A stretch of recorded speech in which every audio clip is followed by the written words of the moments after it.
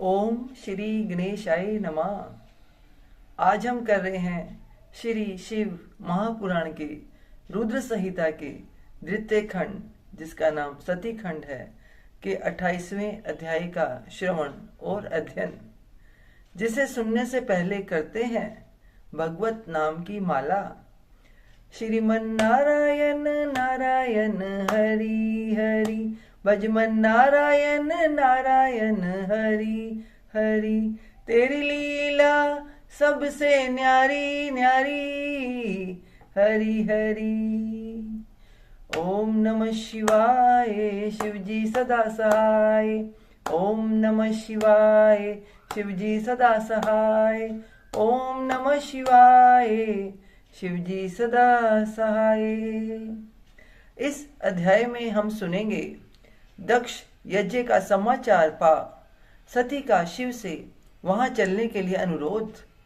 दक्ष के शिवद्रोह को जानकर भगवान शिव की आज्ञा से देवी सती का पिता के यज्ञ मंडप की ओर शिव गणों के साथ प्रस्थान। ब्रह्मा जी कहते हैं, नारद, जब देवर्षि गण बड़े उत्साह और हर्ष के साथ दक्ष के यज्ञ में जा रहे थे, उसी समय दक्ष कन्या देवी सती गंधमादन पर्वत पर चंदोवे से युक्त धारागृह में सखियों से घिरी हुई भांति भांति की उत्तम क्रीड़ाएं कर रही थी। प्रसन्नता पूर्वक क्रीड़ा में लगी हुई देवी सती ने उस समय रोहिणी के साथ दक्ष यज्ञ में जाते हुए चंद्रमा को देखा।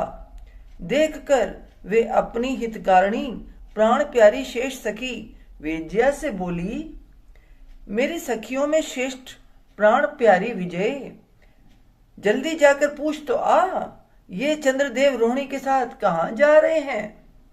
सती के इस प्रकार आज्ञा देने पर विजया तुरंत उनके पास गई और उसने यथोचित शिष्टोचार के साथ पूछा, चंद्रदेव, आप कहाँ जा रहे हैं।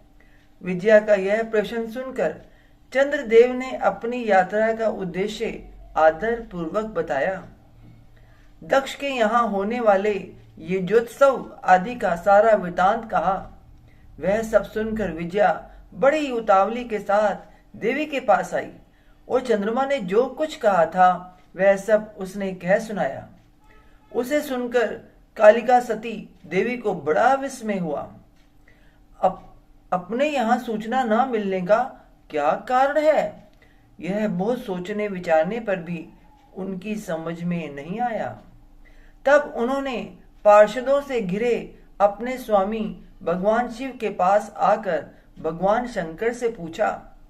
सती बोली, प्रभो, मैंने सुना है कि मेरे पिताजी के यहाँ कोई बहुत बड़ा यज्ञ हो रहा है, उसमें बहुत बड़ा उत्सव होगा, उसमें सब देवर्षि एकत्र हो रहे हैं। देवेश्वर, पिताजी के उस महान यज्ञ में चलने की रुचि आपको क्यों नहीं हो रही है। इस विषय में जो बात हो वह सब बताइए। महादेव, सुहृदों का यह धर्म है कि वे सुहृदों के साथ मिलें जुलें। यह मिलन उनके महान प्रेम को बढ़ाने वाला होता है। अतः प्रभो, मेरे स्वामी, आप मेरी प्रार्थना मानकर सर्वथा प्रयत्न करके मेरे साथ पिताजी की यज्ञशाला में आज ही चलिए। सती की यह बात सुनकर भगवान महेश्वर देव, जिनका हृदय दक्ष के वाग्वाणों से घायल हो चुका था, मधुर वाणी में बोले, देवी, तुम्हारे पिता दक्ष मेरे विशेष द्रोही हो गए हैं। जो प्रमुख देवता और ऋषि अभिमानी, मूढ़ और ज्ञान शून्य हैं, वे ही सब तुम्हारे पिता के यज्ञ में गए हैं। जो लोग बिना बुलाए दूसरे के घर जाते हैं, वे वहां अनादर पाते हैं, जो मृत्यु से भी बढ़कर कष्टदायक है। अतः प्रिय, तुमको और मुझको तो विशेष रूप से दक्ष के यज्ञ में नहीं जाना चाहिए, क्योंकि वहां हमें बुलाया नहीं गया है। यह मैंने सच्ची बात कही है। महात्मा महेश्वर के ऐसा कहने पर सती रोष पूर्वक बोली, शंभो, आप सबके ईश्वर हैं, जिनके जाने से यज्ञ सफल होता है, उन्हीं आपको मेरे दुष्ट पिता ने इस समय आमंत्रित नहीं किया है। प्रभु, उस दुरात्मा का अभिप्राय क्या है, वह सब मैं जानना चाहती हूँ। साथ ही वहां आए हुए संपूर्ण दुरात्मा देवर्षियों के मनोभाव का भी मैं पता लगाना चाहती हूँ। अतः प्रभु, मैं आज ही पिता के यज्ञ में जाती हूँ। नाथ महेश्वर, आप मुझे वहां जाने की आज्ञा दे। देवी सती के ऐसा कहने पर सर्वज्ञ सर्वदिशा सृष्टिकर्ता एवं कल्याण स्वरूप साक्षात भगवान रुद्र उनसे इस प्रकार बोले। शिव ने कहा, उत्तम व्रत का पालन करने वाली देवी, यदि इस प्रकार तुम्हारी रुचि वहां अवश्य जाने के लिए हो गई है तो मेरी आज्ञा से तुम शीघ्र अपने पिता के यज्ञ में जाओ।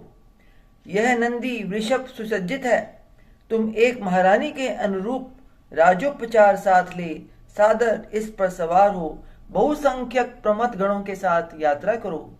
प्रिय, इस विभूषित वृषभ पर आरूढ़ हो।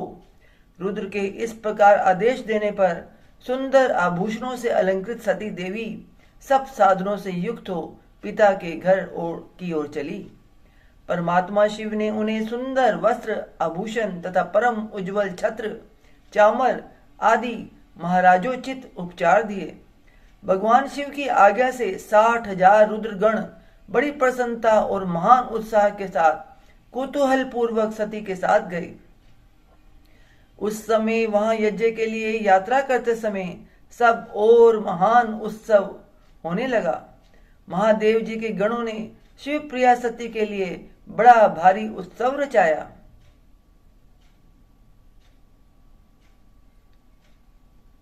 वे सभी गण कौतूहल पूर्ण कार्य करने तथा सती और शिव के यश को गाने लगे। शिव के प्रिय और महान वीर परमथ गण प्रसन्नता पूर्वक उछलते कूदते चल रहे थे। जगदम्बा की यात्रा काल में सब प्रकार से बड़ी भारी शोभा हो रही थी। उस समय जो सुखद जय जयकार आदि का शब्द प्रकट हुआ, उससे तीनों लोग गूंज उठे। बोलो हर हर महादेव, हर हर महादेव, हर हर महादेव। इति श्री अध्याय 28। ओम तत्सत। श्रीमन नारायण नारायण हरि हरि, भजमन नारायण नारायण हरि हरि। तेरी लीला सबसे न्यारी न्यारी, हरि हरि। ओम नमः शिवाय, शिवजी सदा सहाय। ओम नमः शिवाय, शिवजी सदा सहाय। ओम नमः शिवाय, शिवजी सदा सहाय। ओम नमः शिवाय, शिवजी सदा सहाय। हे ईश्वर, आपकी बच्चे से आपकी पूजा अर्चना करने में, आपकी कथा उच्चारण करने में कहीं कोई त्रुटि रह गई हो, कोई गलती हो गई हो, कोई शब्द का उच्चारण गलत निकल गया हो तो अपनी बच्चे समझकर क्षमा कीजिएगा। अपना आशीर्वाद भरा हाथ, अपनी कृपा दृष्टि हमेशा हम सब पे बनाए रखिए। बोल सांचे दरबार की जय। जयकारा शेरों वाली दा। बोल सांचे दरबार की जय। जयकारे वाले नु मिठिया मुरादा। बोल सांचे दरबार की जय। जय माता दी, जय माता दी, जय माता दी।